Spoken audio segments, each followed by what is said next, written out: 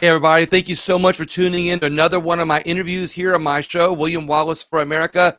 With me today is Jeanne Nigro, and we are going to be talking about how we met at CPAC. Of course, you've heard that narrative for a while, but as I always like to tell you that there's a lot of organizations and people in our country that are doing real positive things for our country. Sometimes we don't know them on a nationwide level. Sometimes, they're just on a local level, sometimes a state level, and sometimes they're on a national level. We just haven't heard of them yet. And I just think it's very important to bring on as many people as I can that are truly helping our, not only their communities, but our country. And remember, the best way to fix our country is to start right in our own communities. And someone doing just that is Jeanne Nigro. Jeanne, thank you so much for coming on today. I really appreciate it. It's great to be here, William. Thanks so much for having me. And it's Jeanne Nigro. Jeannie, I'm sorry. Yeah, I'm sorry. Well, you see, I'm in Louisiana.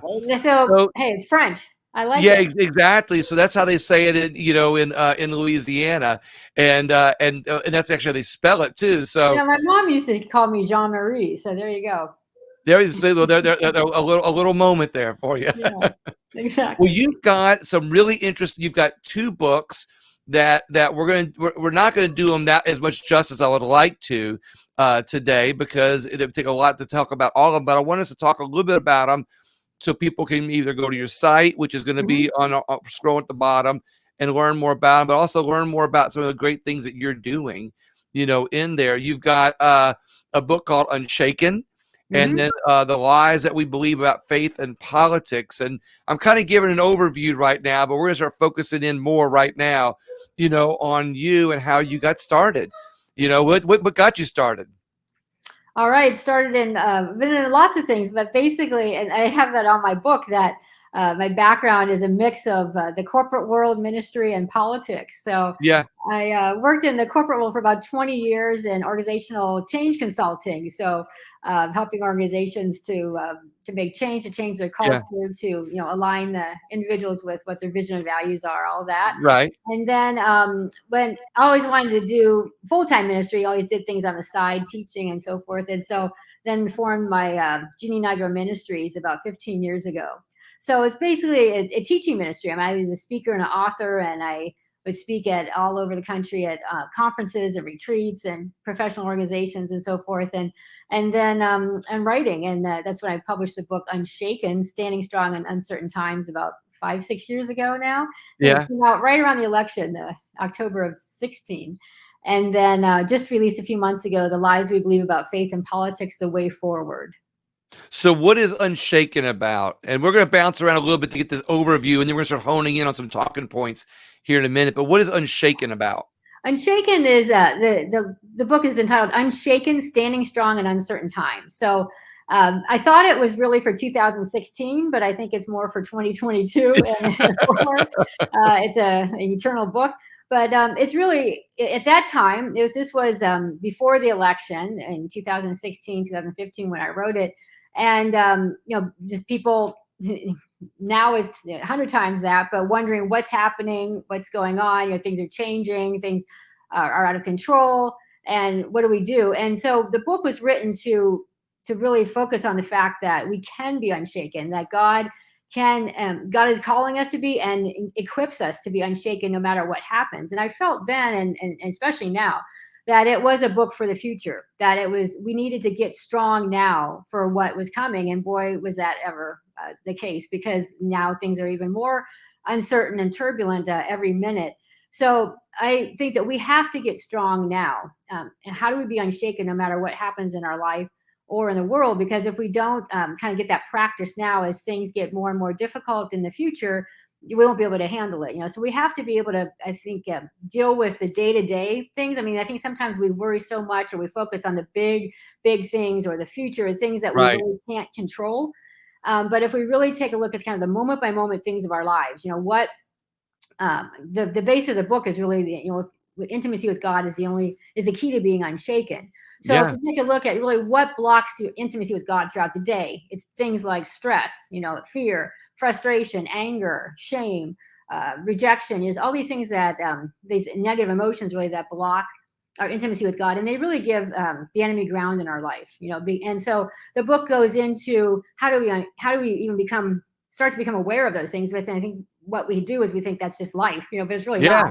not. And so how do we be aware of it and say, wait a minute, I don't have to follow this. This is blocking my intimacy with God. This is giving the enemy ground in my life. Is it really worth it? And what I guide people to do is say, basically, make it simple.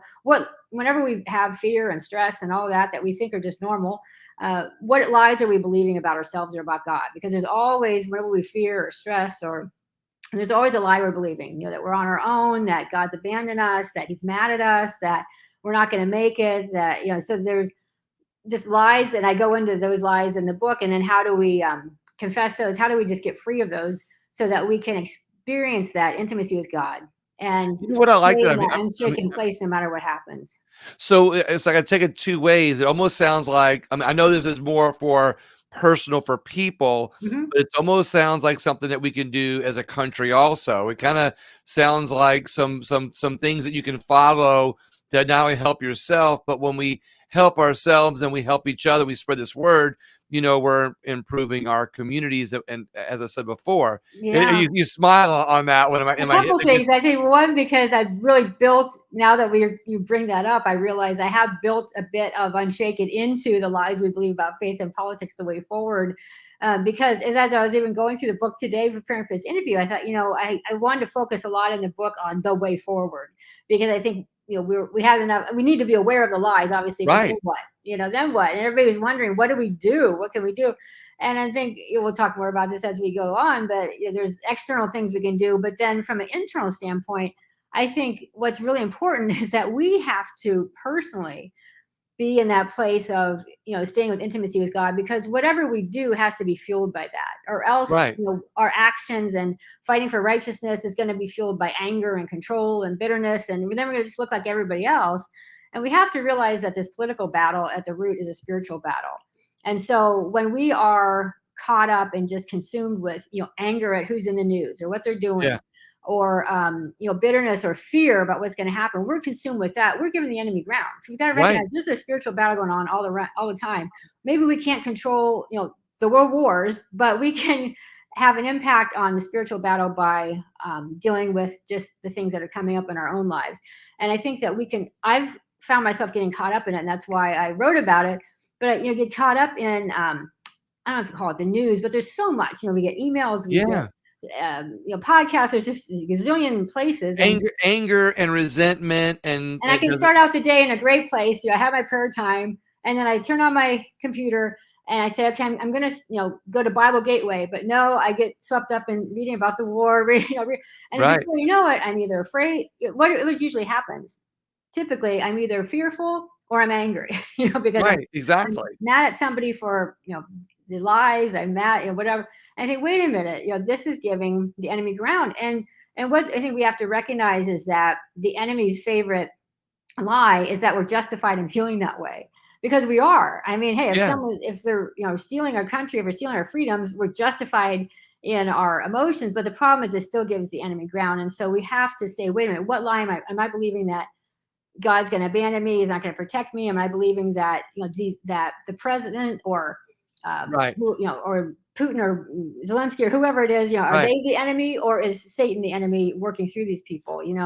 And so I think we have to be in it, because otherwise, what we unpacked the world, or when everything was going with COVID and the masks and everything, I found myself constantly angry every time I saw a mask, and I thought, wait a minute, the enemy's getting ground here. How am I being a light in this world? How am So this I? is kind of like learning how to control those feelings in yourself by having a relationship. Is that what you're saying with Yeah, God? I think it's more than control, because I don't think we can really control them. I think what we do Right. is recognize them and ask God. This is what I teach: is ask God to show us what lies we're believing, because there's a lie behind it, a lie we're Yeah. believing about ourselves and about God, and then to confess the lie, and then and recognize that it's a spiritual battle. I bind that spirit of fear. I confess that lie that I'm believing, that I'm on my own, that I have to hold all this together, whatever it is. And then say, like, God, show me your truth about this. And just, he speaks to our heart. If we ask him, he wants to show us how he sees us, what lie we believe about ourselves. And this can apply, to anything. When we down on ourselves or beat ourselves up, or feeling, that we don't deserve good things or deserve punishment, whatever. There's so many different lies that we can believe. But I think we have to start recognizing that, because otherwise, when we're caught up in fear or anger, we can't hear from God. We can't be used by God. We can't lead anybody to Him. We can't. I think what happens is we just act out in our fear and our anger, and we just look like everybody else that we're bashing. Here we are bashing these other people, and then we're looking the same way. Now we segued from Unshaken to the lies that we believe about faith and politics because of the thought that I had. But how do those sentiments or how those feelings go into politics, or how could they be transferred to politics? How do you do that, or how do you explain that in your book, the lies we believe about faith and politics? I actually have the book covers a lot, the lies that we believe, the lies that the church believes about faith and politics. So I talk a lot about that, and we can touch on that later, the actual kind of liberal and conservative policies and so forth. But I have a chapter and touch on it quite a bit in there about intimacy with God, because again, I believe that what we do to fight for righteousness or for freedom or for our country, or whatever it might be, or for a candidate, whatever it is in the political realm, needs to be fueled by intimacy with God. We need to be asking in every situation, what God, help me to, or with these people that we see on the news, whatever it is, Lord, help me to see what you see, help me to feel what you feel, help me to say what you say. We want to align with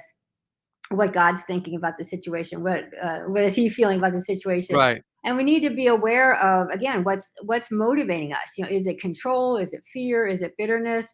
Because then we're not releasing God's purposes. I think we have to look at ourselves as believers, as ambassadors, and as we're here to, to partner with God to release His purposes in these times. It's not we can be upset about the times, we can complain about the times, we can wish we lived back in the 70s. Sometimes there's 70s music. I wish that I was back in the 70s. Yay, bring back the 70s. I love 70s music. Hasn't been any good music since, in my opinion. But anyway, it's another story. I love it. But I mean, we can, sometimes we wish that, you think, oh, those times, But we can do all those things. But the truth of the matter is, it's not a surprise to God that we're born right now, or that not born, but I mean that we're alive right now. It's not a mistake, and that He has a specific assignment for us.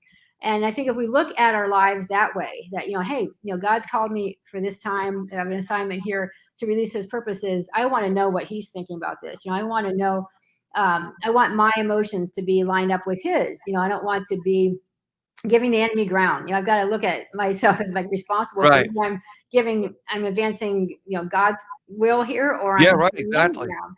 And that's kind of if we see that that's our role in this whole political realm, whatever influence that we have, then I think that we have more of a sense of purpose and excitement about it, versus this dread or,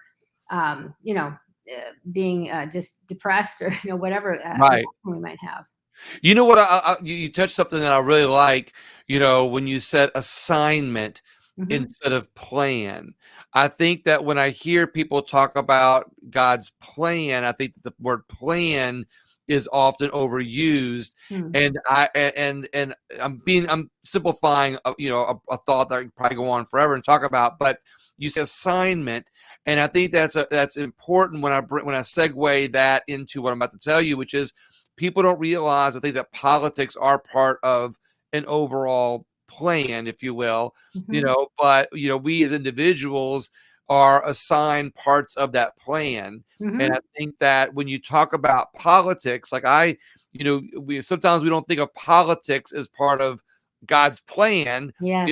We don't think of politics, of course, because it's so dirty sometimes, or so Everything bad. Is, if you get down to the root of it, there's exactly. Whenever there's humans involved, there's going to be, Yeah, right. You see where I'm going. You see where I'm going with it, but but we don't realize how involved if we are with politics. If we acknowledge that we have an assignment, or we acknowledge that we can make a difference in not only spiritually, but politically, when we can bring that together with positive thoughts and and acknowledgement, then I think that it does we can draw on a higher power, if you will. One of the first when I first got involved in DC, it was gosh, about 6 years ago, I think. And that is doing ministry, and I did a teaching at NRB actually, and at their offices, and we invited all these different radio people and TV and so forth. And my topic was changing the spiritual atmosphere of Washington, and this was Is that possible? probably. And yeah, this is like 2000. I think Trump was in it, 2017. But anyway, but that was my. And then I was on the radio there on a couple different Christian radio stations, and I used to have an Unshaken spot every day. Yeah.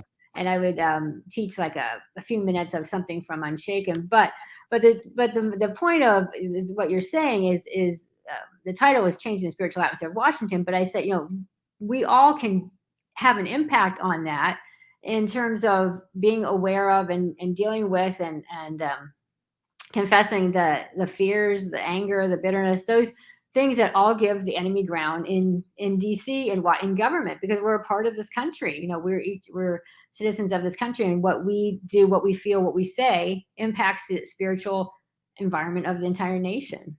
Absolutely. Well, and I like how you say that, because again, it's acknowledging, an enemy. And sometimes, as a Republican, conservative minded person, I can't think of the enemy as being the liberal Democrats, but if I embrace the fact that my assignment made to be to expose things in a more positive way, we bring more people together in such a way that, we use God's plan. Yeah, like I was sharing with you before, when I ran for Congress in I want to hear about this. In New York City. We have a comment. We both ran for office. Yeah, and so we learn a lot from it, don't we? And it changes our lives. But yeah, exactly. Boy, did it. Yeah, and so I was living in Manhattan and ran for Congress there. Actually, I was running against Jerry Nadler. I was in Lower Manhattan, and so our district was 75% Democrat, and I'm Republican. So it really could not approach it from a typical, Republican versus Democrat. If you say you're Republican in New York City, they won't even listen. Well, yeah, you won't listen to you at all. So I learned a lot from that, and it really, not that I was like anti-Republican or anything, but I had to separate from the narrative, of the enemy. The Democrats are the enemy, or we're for faith, country, and whatever it was, faith, family, and God, or and you're not. You're right, exactly. So and in New York too, it's not like there are neighborhoods that separate people by Democrat, Republican, or you are just thrown in there with everyone. Right. And I love that about New York. You're on the subway with people who are homeless, who are Hasidic, who are millionaires, who are business people, who are at NYU, so there's just this mix of people that you're with. So it's not like you, so these are the people that you talk to at the grocery store, that you talk to in your apartment building, that you go, you're at the gym, there's that you're mixed in with, and you live with them, and you live very closely with them, and you're bumping into them all the time, so you're like, wait a minute, this is God's design. I used to look at it like this is a picture of the millennium. It's like every tribe and tongue is in one place. Yeah, and right. Pray that, thinking, pray that for the people that I was on the subway with, and try to picture in the millennium, all nations worshiping and Jesus. And so, but anyway, I'm getting off track. But what I really, I had to really focus on communicating. Wait a minute, what are people's needs? Right. If I'm representing them, I'm representing people that get on the subway with me, and I truly don't know what sex they are. I really don't know. Or I'm getting, people with on subway who think completely different than I do, who don't believe in God at all. But I'm representing them. So what does it mean to represent them? So that means, well, I don't maybe agree with them, or I don't believe what they believe, but I have to represent what their needs are. Yeah, exactly. So that maybe really have to dig down deep and think, well, what are their needs? Right. And what are the needs of these small business people, and what do people really want? What do they in common that they want? They want the ability to do what they like, what something that's going to be fulfilling to them, to support their family, to have safety, to have the garbage picked up. In New York, that's a huge thing. And so it just took away all of the drama, really, and all of the narrative of blue and red. And like I said, I wasn't like anti-Republican, or I wasn't pro-Democrat, obviously, but Yeah. it's just like, wait a minute, what's the core here? What are we trying to do? I'm trying to just help people get their needs met so they can function and, hopefully fulfill the purpose that God's Right. given them. And it really changed my view of the whole political narrative. And what I like about what you're doing is and of course I'm a brag a little bit because it's kind of the same thing that I'm doing, is when you really look and talk to people and you realize, hey, we're more alike than we realize, and then you also realize, hey, by finding out what their needs are, we could, if we're really want to serve people and we really want to help people, unite communities, improve our country. We gotta cater to the needs of people Hmm. instead Hmm. of the ideologies of Yeah. people. That's And why I had to focus on you, because I had, to be honest, I had a lot of friends and associates who would say, well, I hate to even say this, but it basically would say, just get in, kind of right, like just get elected and then do what you want, and then kind of vote the Christian line, or vote the right, Republican line. And I thought, and I kind of went back to like the founding fathers and thought, well, wait a minute, but isn't a representative supposed to represent the people? right, And, exactly. and how can I say I'm representing these people and then go vote an opposite way? And not that it would be that easy to even get elected in New York, but if I did, Right. and then I thought, that's not honest. That's that's That like that's a lie. yeah, then not being myself, right. Well, it's a lie to the people, and but I thought, wait a minute, if I'm a representative, I'm representing their needs, whether I agree with them or not. And not that I would, be pro death innocent, but I felt like, well, when I communicate these people, I have to try to get to the core needs, like what are their needs, and it's typically pretty common things, like I said, like security, like food, like for Right. family, and especially in New York, security. And now I wish there was such a thing as safety in New York, but it's another story. But Yeah, I'm here to look. I live about 3 miles outside of New Orleans. So, yeah, I'm right and there with the bail reform laws and all that, but that have changed New York so much. But it has to be needs, and then from a spiritual perspective, and from my own personal spiritual perspective, what I would do is pray for these people that I'm very much my ministry has always been busting deception oriented, I guess, yeah, whether it's lies that we believe personally or deception and politically. And I would just pray for these people and say, Lord God, show them the lies they're believing about themselves. Obviously right. they're believing some kind of lie about themselves or about you or their worth or their value, or something that's driving them in this direction. And I would just pray for them on the subway all the time, because I thought, you can't argue someone into change, or you Right. can't reason with someone who is believing lies. And I believe that it's a spirit. Lies are from the enemy. He's the father of lies, and so it's a spiritual battle. And you can only win those battles by prayer and fasting, by using spiritual weapons. So I would just always pray, God, please show them the lies they're believing. And I think that's what we need to be doing as a nation as well. For when we see these people in the news that are affecting our country's future, one of the things that we do, or I do, is show them the lies they're believing, because they're obviously believing lies about And if we God. do it in a way that doesn't, like, if you tell somebody they have to change or that they should believe something else, you're not gonna change their mind. They're No, not it's the gonna word. even It's the try. opposite. It's supposed to wall up. Exactly, but when you find things that that common ground, you don't Hmm. have to give up your ideologies to change your mind. You can basically, by finding that common ground, you find that they feel like you're investing in them as a human, and Hmm. then they're gonna commit a little bit to you in such a way that now you're able to find something that you can agree on and get. And if Congress did more of this in DC and put those ideologies to the side and found more things we have in common and unite on that, we'd have smaller bills. But it's like I said, I'm pro life, but I'm also a freedom liberty guy. So Hmm. while so I'm I'm making a long story short. We can talk more about it later. So I don't argue about ending an abortion law, because I say, well, there's a freedom liberty issue. If we're all going to unite on freedom and liberty, I can't argue on ending a law or creating new laws. So the common ground that I found with Democrats is adoption. Hmm. And so what I found, instead of arguing and butting heads over pro-life or pro-choice and trying to make even a spiritual issue out of it, Mhm. or or that they're just bad people, instead I start talking about adoption, and I have found that more people will come together on adoption, and the end result is what Hmm. Interesting. Christians want, is they want to save the lives of That's right. babies, and and then you don't argue freedom anymore. You don't argue. It's you're just saying, hey, let's create. So I've been doing this in the legislature a whole lot. I Hmm. love adoption, legislation that helps make adoptions easier. Help, Right. so, and Yeah. I found it just by finding that common ground. So that's something that I learned when I was knocking on every door, in my district.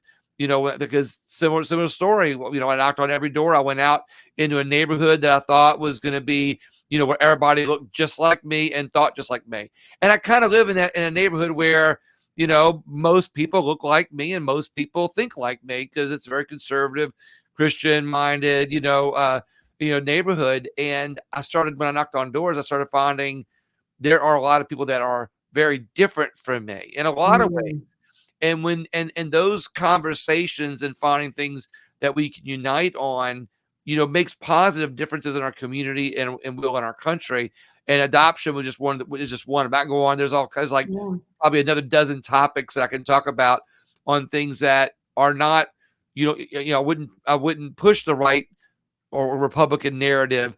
I wouldn't say their narrative is bad or their ideology. I said, well, and we would just talk, and we'd sit on their porch and find solutions, and it was kind of a great little That's awakening. excellent. That's exactly how I felt in New York, and I miss that environment actually. Yeah, But exactly. I think that because if you just stick to the same talking points, Right.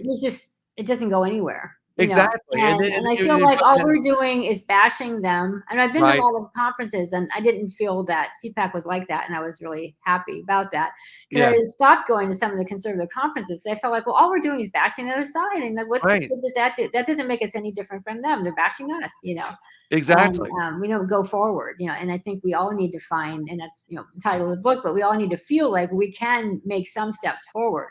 I mean, It's we may funny not because see the results we want, but at least we're taking steps forward. I'm at the Capitol a whole lot, especially during session, which is going on right now. And I talked a lot to the person who's head of the Democrat Party for Louisiana. And one day I had my blue tie on, and she says, you got my Democrat colors on, and we joke about that. But what started the front of the conversation was we started just we I didn't know who she was. She didn't know who I was. We were just at a press conference for the governor had last year on something, and I was just there, for media, but I didn't have a media badge on, and she didn't have her credentials on, so we just randomly talking, and we're talking about all these things we have in common, and we just talking about all these different things that we can agree on, and Hmm. then before I know it came out that she was head of the Democrat Party in Wow. Louisiana, and I have a radio show that, while I always say I lean right and have Republican, conservative values, that I'm really more of that of a libertarian minded Republican. And Mhm. but I also believe, and I haven't told you this yet, that conservative values, faith, family, fiscal responsibility, those conservative values are something that even Democrats can unite on. Mhm. And when we promote that conservatism, knows no party, and we show that we Mhm. can unite on faith, on family, and on fiscal responsibility, and you forget about the ideologies. Just Mhm. those three things alone could really fix our country, and our communities more than what we realize. But it gets some of those three simple things get lost in the ideological narratives and Yeah. arguments, that happen on a regular The basis. narratives just don't go anywhere. I mean, there's just no forward. It just keeps people locked as enemies. And, we have to, like I said, we have to stop seeing each other as the enemy and know who the real enemy is, working behind this. And he's the father of lies. So I try to expose the lies. And I find even, William, in my just any conversation with people who have different faiths or from completely different belief systems or don't believe in God at all, or are whatever politically Right. different. If I just talk about myself and the lies I believe, just the things I've shared even here, everybody connects with that because Right. everybody's like, yeah, it's a common thing because people know that they struggle. Everybody deals with fear. Everybody deals with stress. Everybody, and those are common things. And Right. I've found that I've been able to build so many bridges with people who I would never, if I just said, "Oh, I'm in ministry," they wouldn't want to talk to me. Well, But what's just interesting even, is that and it was a doctor I was talking to or something who had completely as opposite spiritual as from me as you could be. And I don't know how we started talking about the lies that we believe, and then we had this great conversation. We had all this in common because I got off of the kind of Christian narrative, and you could call it Republican, whatever Democrat, whatever that exactly. general narrative is that separates us and that causes that division. And I think that I try to emphasize in the book a lot about conservative policies, conservative messaging, Mhm. conservative legislation Right. as how it brings life. I don't mean when I say life, I don't mean pro-life. I mean it could be Right. pro-life, but what I Is it mean is life in terms of opportunities. right. Opportunity to advance, opportunity to fulfill the purpose God's given you. Opportunity to have a choice. To give Right. input.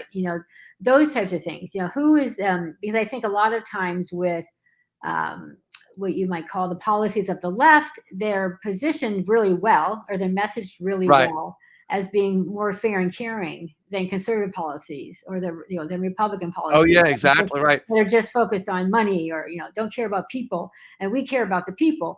And I think if you really, I have a lot in the book on that of how to really look at that and say, wait a minute, who is this fair and caring to in the long run? Is Yeah. it to the government? Usually it's to the Right. government, builds the government is more fair and caring to the government than to the people. But you have to really step back.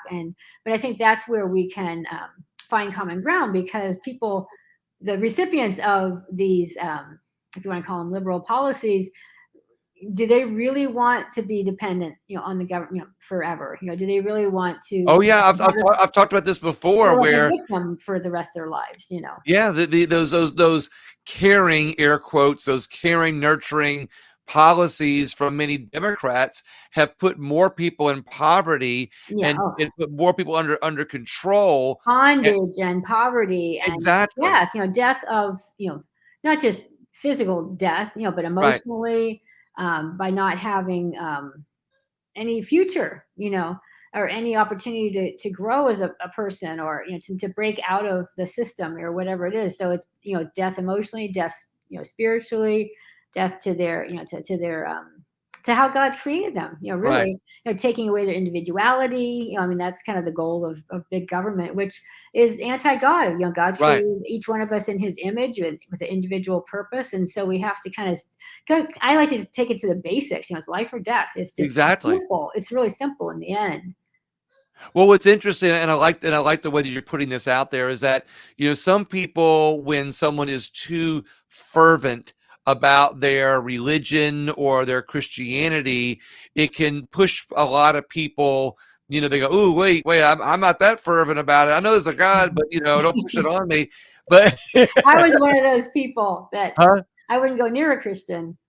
What's that? You what? Yeah, I was a well, person who wouldn't even sit next to a Christian. I didn't want to be anywhere near one. well, what's interesting though is that your Christianity is very welcoming. It's very Well, because natural. I've been on the other side, like I was saying. Yeah, so that's what I kind of noticed after you said that, because you're kind of like you're putting this out there, and I kind of do the same thing. I tell people, look, you don't have to be you don't have to be a forceful Christian. You don't have to be, crazy about it. Of course, I'm jokingly air quoting that, but when you do it in a way that shows people, which I think that your books, it sounds like I'm pushing your books again on this because it sounds like your Thanks. books kind of blended in. They're not pushing it that Mhm. you have to live this way.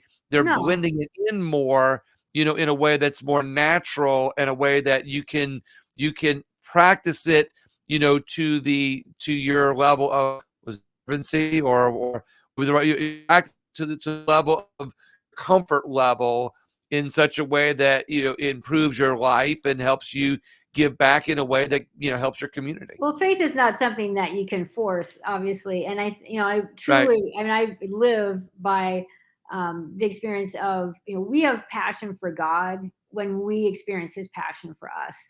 So when we focus, and I just say, God, show me how you see me, show me your Yeah. passion for me, show me more about your desire for your delight in me. And he loves that, because that's what he wants to do. He wants to show us his delight in us. And he wants to So show is us. that where I asked, what is God calling me to do in this hour?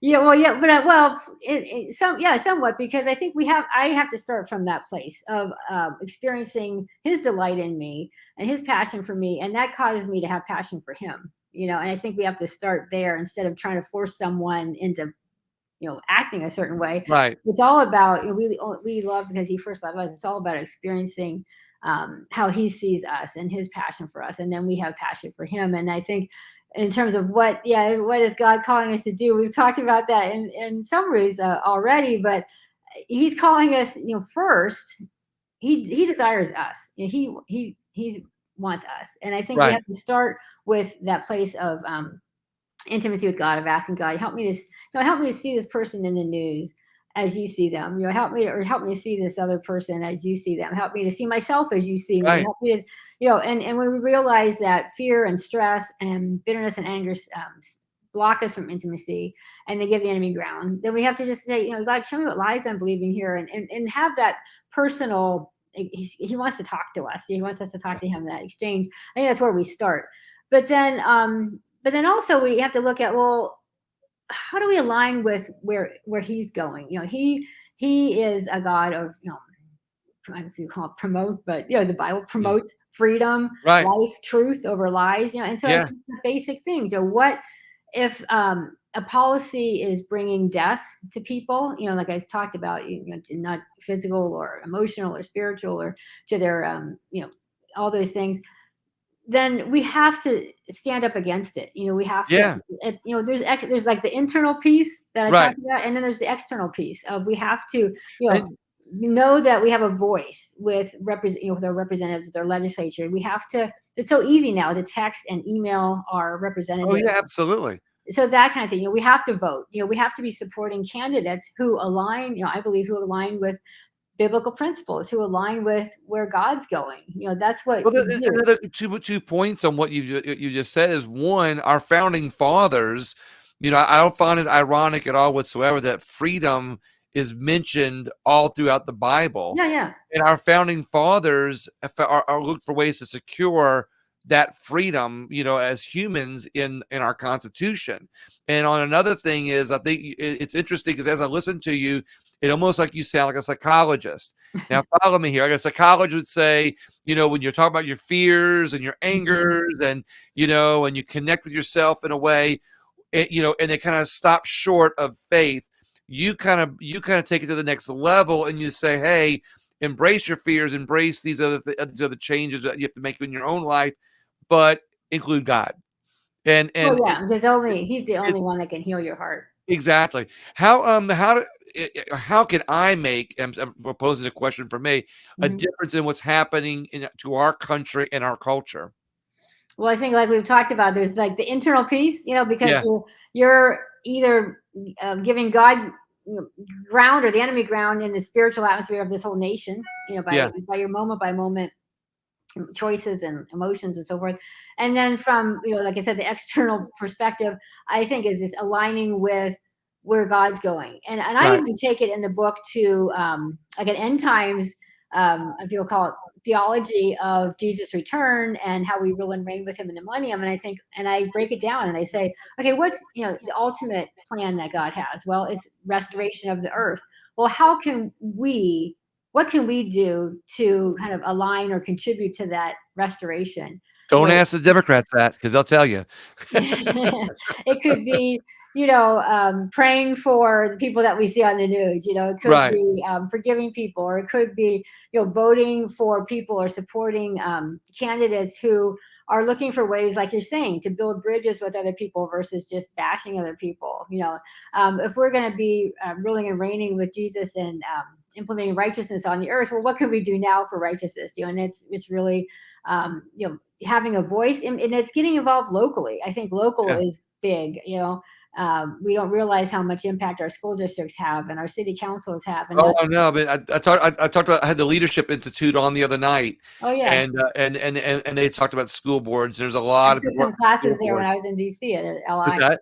I took a few classes from LI Leadership Institute when I was in DC. Yeah. But yeah, there's so much on the local level that, and I think we saw that, and with the COVID thing, we realized how much power and the local government has. I got stuck out in California during the lockdown, and based on every little, and they don't call them suburbs, but towns or whatever, Right. and you go across, one would be having a curfew, one would have masks, one would not have masks. A mile down the road, so it really would, a lot depended on the local government. So I think that we can get them just going to city council meetings, start going to school board meetings, and realizing that we are the people, are sovereign in this nation, and that we have a voice, and that's what God's called us to do, and to vote, and to not have this, I pushes my button to no end when I feel like people don't vote because there's no Messiah running that year. It's like they want the perfect person, and that's not going to happen. I love how you say that. We I want mean, because all too often people, they're like, yeah, my favorite candidate's not in there. And I like how you say the Messiah, meaning they that want the perfect the person. perfect person, there's not. It's not So going to happen. should believers, should believers and the church be engaged in politics? I mean, if we're looking for the perfect Absolutely, person all because the time. I wish that there was a better word other than politics, but it's that it is what it is, because I think when people hear politics, I think, well, wait, stop for a second. Government and well, not even governors and legislators and courts are legislating morality. They're determining Right, what's moral, life or death things, male or female things, right, safety things, lawlessness, all these things. They're legislating morality. So if we are following Jesus, following God, how do we not get involved with that? It's right. the Bible says that those who see to do good and don't do it sin. Jesus calls the one who didn't do anything until he returned the wicked servant. So we have a responsibility to call evil evil, to call a lie, and to to stand up against it, to say Right. something, or to at least like I said, at the very least, you can text or email your representatives, or Exactly. you can, try to support a campaign either financially or to help knock on doors Right. of someone who aligns most closely, with what I call biblical principles, with those policies that will bring or support, freedom, truth, life, Right. choice, individuality, the things that are biblical. And if we don't, then we have no place complaining about evil taking over. But I think Exactly. it's not. And I know, I think even growing up, I remember never being involved in politics. It just was just this very distant thing, like the elites in DC or something, and you see it as so separate from um, spirituality. See it separate from anything, but especially these days, it's not separate. I mean, when you think about politics, like I said in the very beginning of the show, the political battle is truly a spiritual battle. So how can we be spiritual people and not Right. engage? That's what we're called to do, engage in the spiritual battle. But I think we have to recognize it as spiritual, and I think that's when we realize who the true enemy is. So Yeah. we've got to have prayer, obviously, behind what we're doing. And so I have a lot of in the book, I have a lot of specific action items. Like each chapter is like, okay, the way forward is at the end of every chapter. So it's like, these are things that we can do to move forward in this particular Now, arena. when you go to your site, do they get it from like, does it go like Amazon or Yeah, does it? I mean, the easiest, you can buy it on my website, but the Yeah. easiest place, we all know, is to get it from Amazon. That they're the Well, number one yeah, bestseller I didn't now. know if it's if when they link to your website, if it takes them to another site or if they can buy it right from your Oh, site. they can buy it on the site, yeah, on Well, you mentioned jeannenigro.com. lines. I've got a few more questions before, as we start wrapping up a little bit. It's almost been an hour, believe it or not. I'm Yeah, enjoying this conversation immensely. yeah, me too. What are you mentioned the lies a minute ago? What are some of the lies that we believe about faith and politics? And I know some of these are a recap because we've actually you've said a lot of these answers throughout the interview, and I've caught that. So as I ask these questions, it's more of just like a way to wrap up and succinctly bring it back together for people to kind of click and kind of remind them of it. Yeah, I think I've talked a lot about the personal lies, and in the the good part of the book, like the first part of it, probably, I focus on lies that the liberal what are the lies behind the liberal policies, and a lot of, I feel like a lot of the churches are either preaching or supporting these liberal policies in this context of, well, these are more fair and caring, or these are more loving, and so these are more biblical, or Jesus would support these policies. And Right. so I explore those lies, about maybe open borders, and homelessness, and defund the police, and Right. bail reform, and just all of those liberal policies that come across as, well, these are more fair and caring, but yet I explore, are they really fair and caring in the end to who, Yeah, and exactly. how they actually are not, and bring So death. And you so covered this. Did you cover this in one of the books? in the lies we believe about faith and politics, yeah. Oh, really? So you talk about border security Oh and yeah. really? So it's That's just, it's got a lot in it. It's got the personal lies, and it's got the political lies, and then the way forward. I So love there's a this. lot. So that There's make it. something for everybody to love or hate. I love this. No, what like you said, I think that to have a discussion is better than not having the discussion, whether you agree with what you're saying or not, or somebody when you have the discussion, you at least find things that you can unite on. You at least find parts of it when you look at it a little bit more open minded. As people will when they don't feel like their values are under attack. Mhm. That people look at things a little bit more open minded. They kind of see some of the light that you're talking about here in your Yeah, I book. think keeping it simple, how Yeah, this leads to life, how this leads to death, how this is based on lies, how this is not, and I think I like to try to keep things simple, because that's how God doesn't make things complicated. exactly. You're right. I love how you say it should always be kept as simple as possible. So we should support policies, candidates, and media messages that are fair and caring, because Jesus, as you Oh, said, was that was like a lie of the liberal thing, showing how that the liberal policies are their lie. I think is that the liberal policies are more fair and caring, and I think the conservative policies in the end are the ones that bring life to more people and freedom. so yeah. Well, but remember now, there's liberalism and there's neoclassical liberalism. And do you know about this? Not the neoclassical one, but I know That's there's okay. Yeah, I'm not trying to catch you off guard because a lot of people don't know. I've actually have studied a little bit.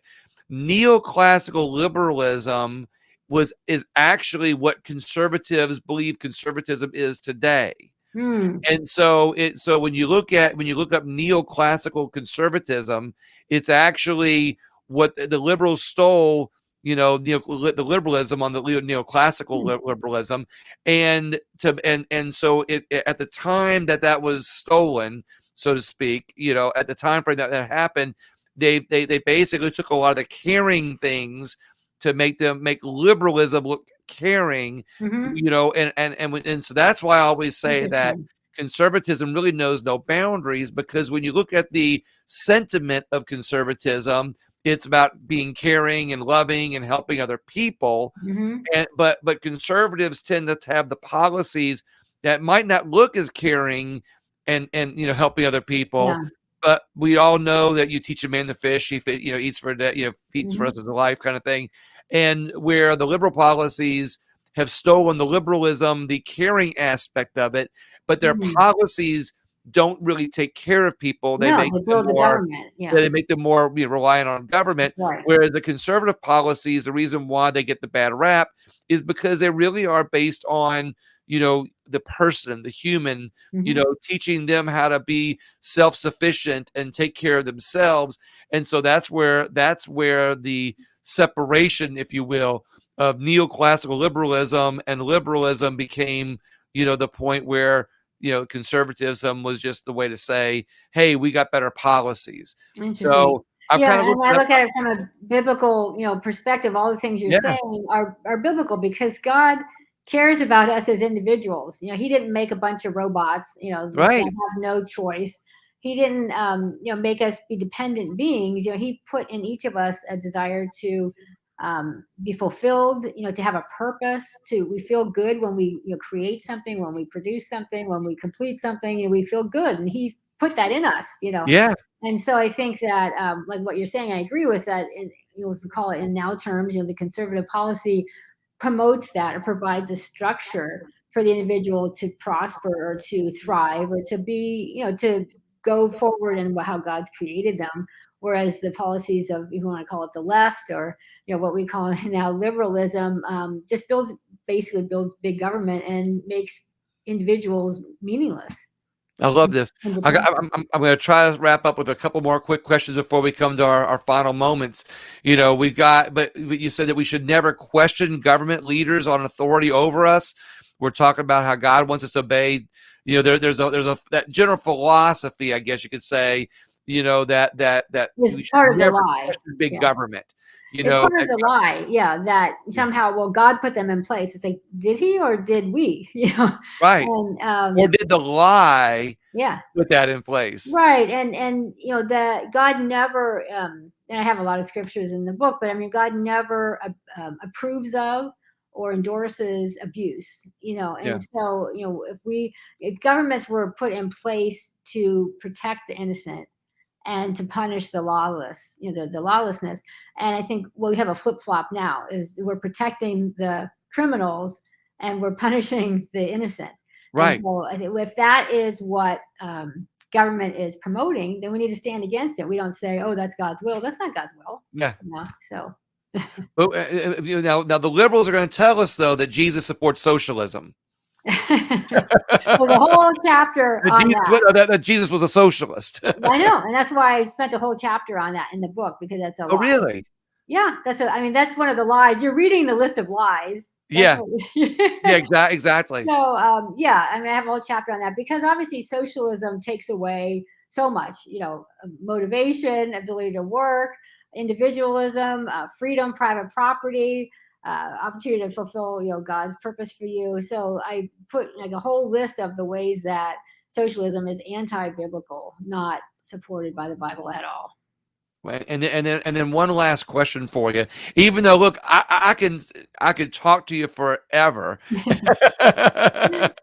because I've enjoyed our conversation in Orlando, and I'm really enjoying our conversation even more now because we get to focus more on things that we like to talk about. But we're going to do this again sometime, hopefully, when we have some other stuff to talk about.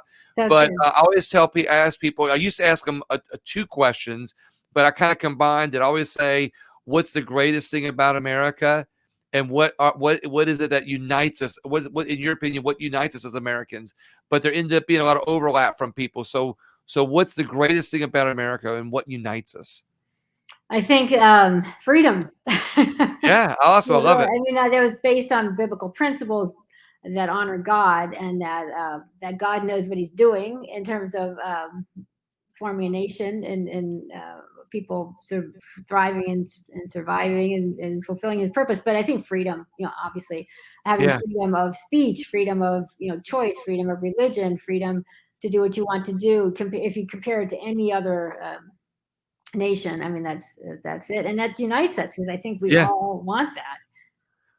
I love that, and exactly my point, is that when you've got freedom, we are able to live not only what we are we are not only able to live how we were intended to live, but we are able to create. We're able to. There's just so many different things that our society and our earth advanced technology, advanced science, advanced everything. Yeah, and you look at socialist communist nations, and all you have is poverty. You have poverty. You have people alcoholism. You have people not fulfilling purpose. You have 100-year-old cars. I mean, go on. Yeah. Oh yeah.